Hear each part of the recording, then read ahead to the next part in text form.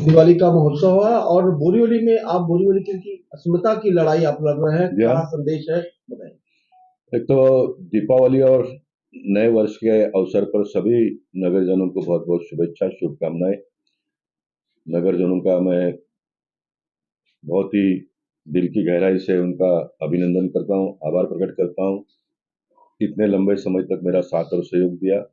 मेरे पार्टी के कार्यकर्ता, मेरे पार्टी के नेता जिन्होंने हर बार मुझ पर विश्वास प्रकट किया।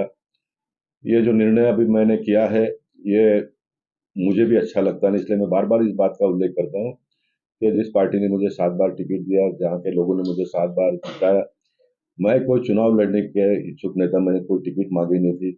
एक वातावरण इस प्रकार का खड़ा कर किया गया और फिर लोगों के मन में इच्छा जगी। लोगों की इच्छा तो पहले से ही थी कि गोपाल भाई ने लड़ना चाहिए करके, लेकिन एक ही व्यक्ति ने बार बार लड़ना, नए लोगों को मौका कहाँ कब मिलेगा? इसलिए बोरीवली का कोई उम्मीदवार होना चाहिए था। पहली बार आया तब लोग नाराज थे, दूसरी बार आए नाराज थे, लेकिन मैं था सांसद के रूप में तो चल गया। तीसरी बार पीयूष गोयल जी आए तब लोगों ने बहुत नाराजगी व्यक्त की, लेकिन मैंने कहा कि देश के प्रधानमंत्री ने ये जगह का चयन किया है तो ये हमारे लिए गर्व की बात है। और सबको समझाकर बड़े मन से सब लोगों ने उसका स्वीकार किया। और स्वीकार ही नहीं किया तो तीसरी बार महाराष्ट्र में 1 नंबर के वोट से पीयूष गोयल जी को जिताने का काम किया। चौथी बार बोरीवली के अभी 3 बार के हमारे प्रवीण भाई नगर से हुए। मैं क्या जवाब दूं कार्यकर्ताओं को? मैं क्या कैसे मुंह दिखाऊं लोगों को? कौन सा ऐसा परिस्थिति खड़ा हो गया कि ये इस प्रकार का निर्णय करना पड़ा? मेरे पास कोई उत्तर नहीं। जिन्होंने किया उसके पास भी इसका उत्तर नहीं होगा। इसलिए मेरा कोई पार्टी से नाराजगी नहीं है, पार्टी के नेताओं से नाराजगी नहीं है, लेकिन पार्टी में कुछ लोग जो इस प्रकार का काम करते हैं उनसे नाराजगी जरूर है। इसलिए मैंने ये निर्णय किया और निर्णय करते समय मैंने कहा कि मैं पार्टी नहीं छोड़ रहा हूँ, मैं दूसरे पार्टी में नहीं जा रहा हूँ। मेरे पार्टी के नेताओं के विचारधारा के साथ में हूँ, मैं उनका मैं सम्मान करता हूँ, कल करता था, कल भी, आज भी करता हूँ, कल भी करूंगा। ये सारी बातें मैंने पब्लिक डोमेन में रखी है, उसमें जरा भी किंतु परंतु नहीं।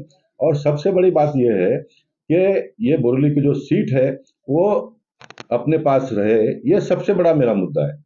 ये सबसे बड़ा मुद्दा मेरे भावना का। अन्य पार्टी के लोग भी कदर करेंगे, वो मुझे सहयोग करने वाले, लेकिन उसके बावजूद भी मैं बात कर रहा हूँ कि मुझे ये पार्टी का सीट को बोरीवली को बचाना बहुत जरूरी है।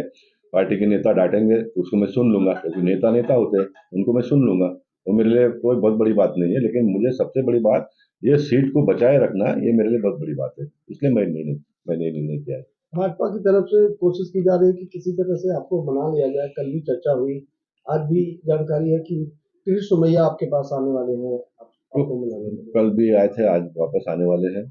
स्वागत है सबका। मैं नहीं चाहता हूँ कि कोई बड़े नेता मेरे पास आए मुझे समझाने के लिए। मैं उनके पास जाऊंगा, क्योंकि अच्छा लगता नहीं है। मैं कोई इतना बड़ा व्यक्ति नहीं हूँ, अगर जो भी बड़ा हूँ तो वो पार्टी ने ही मुझे बनाया है, तो मैं नहीं चाहता हूँ कि मेरे घर पे बार बार कोई आए। मैं जाऊंगा उनको मिलने के लिए। बोरीवली की जनता को दीपावली पर किस तरह का मैसेज देना चाहते हैं? मैं बोरीवली के लोगों को ये कहूंगा कि मैंने मेरा काम किया है, आप अपना काम करिए। बोरीवली आने दिनों बारे में बहुत तेजी से बढ़ रही है। जब कोई परिसर बढ़ता है, कोई व्यक्ति बढ़ता है, तो सुख के साथ साथ में संकट भी आया करता है।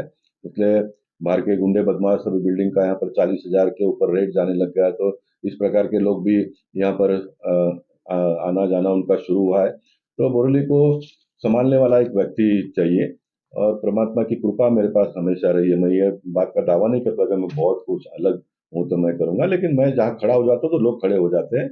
और एक बोरीवली की जो गरिमा है, नॉट ओनली, मैंने हमेशा इस बात को कहा कि बोरीवली इसलिए नहीं कि गोपाल शेट्टी है करके, बोरीवली आज बोरीवली इसलिए है कि चुनाव जीतने के बाद में अन्य राजनीतिक पार्टी के लोग भी एक साथ में बोरीवली में रहने का एक स्वभाव बनाया लोगों ने। ये सबसे बड़ी बात है।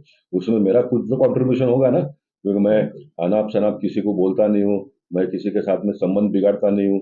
राजनीतिक पार्टी अपनी जगह पर है, और ऐसा करते करते पार्टी का एक जो ताकत है उस लाइन को बढ़ाने का काम मैंने किया है, उसको आने वाले दिनों में भी कायम रखना है।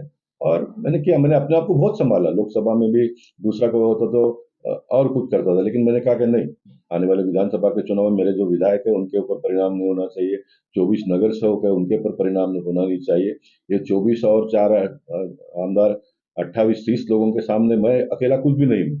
इसलिए मैंने अपने आप को बहुत कंट्रोल किया, और सब जैसे, और चुनाव नहीं लड़ने के बावजूद मैं चुनाव लड़ता था उसी रफ्तार में काम यहाँ पर बैठ के करता हूँ, लोगों को जाकर मिलता हूँ, सारी समस्याओं का समाधान ढूंढने का प्रयास करता हूँ।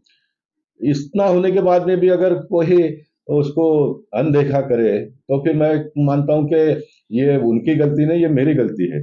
मेरे जैसा और भी लोग होंगे, उनकी गलती है कि आप सब प्रकार के अन्याय को सहोगे तो फिर ठीक नहीं। देखो लोगों में कितनी जागृति आई। लोग मुझे कहते हैं कि आपने पार्लियामेंट में गीता पाठ्यक्रम में आना चाहिए करके कहा।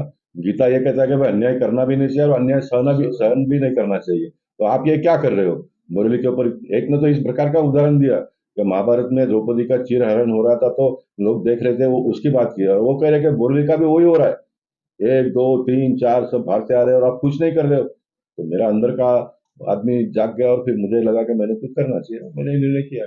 मैं आज भी पार्टी के साथ में हूँ, कल भी पार्टी के साथ में रहूंगा।